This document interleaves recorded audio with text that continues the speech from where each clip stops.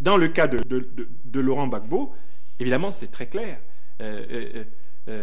Arrive donc au pouvoir à l'issue de l'élection de 2000, dont il nous a dit lui-même qu'elle était tout à fait calamiteuse, refuse la reprise des élections. Mais plus tard sera quelqu'un qui va demander qu'on recompte des voix dans des élections. Alors qu'il a eu l'occasion de donner la preuve qu'il aimait la démocratie en refusant d'être président de la Côte d'Ivoire dans des conditions où 60 à 70% du corps électoral avait été exclu par l'exclusion des candidats des deux grands autres partis. Quand il eut l'occasion, lui, de reprendre les élections pour que la démocratie s'exprime, il refusa, se rendit au palais, supporté par l'autorité française alors, qui pensait qu'il était le meilleur parti pour la stabilité du pays, il prit le pouvoir.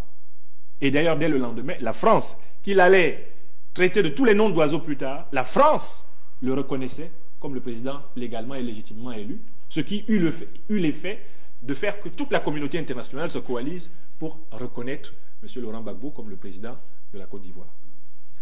Où étaient-ils, nos anticolonialistes, lorsque, prenant le pouvoir à l'issue d'une élection avec le général Guèye, qui n'avait pas de représentativité politique dans le pays, il s'imposait à la tête de l'État de Côte d'Ivoire contre la démocratie?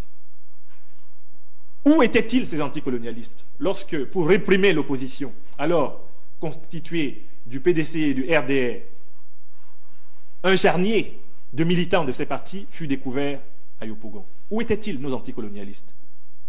Où étaient-ils quand, en 2004, c'est-à-dire au mois de mars, avant le mois de novembre, le même pouvoir réprimant l'opposition, Madame Simone Gbagbo justifiant des viols, les vidéos existent, 200 militants à 500 selon les décomptes étaient exécutés dans Abidjan dans une chasse à l'homme parce qu'ils avaient osé contester un pouvoir illégitime. Où étaient-ils, nos anticolonialistes dogmatiques, tels que nous les appelons?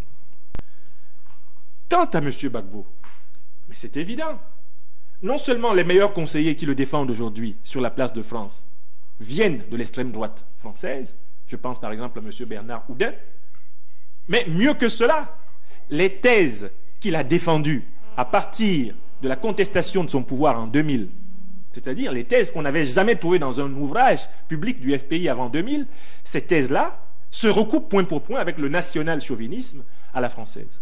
Donc il y a eu transfert de contenu idéologique, en tout cas il y a eu révélation que le contenu idéologique le plus profond du Front populaire ivoirien, c'était une certaine conception de la nation qui est alignée elle-même sur la thèse que la nation appartient congénitalement à certains. Le fameux slogan « On gagne ou on gagne » pendant la campagne électorale 2010, ou alors le candidat 100% ivoirien, ne voulait rien dire que l'affirmation que la citoyenneté était souchée à la congénitalité.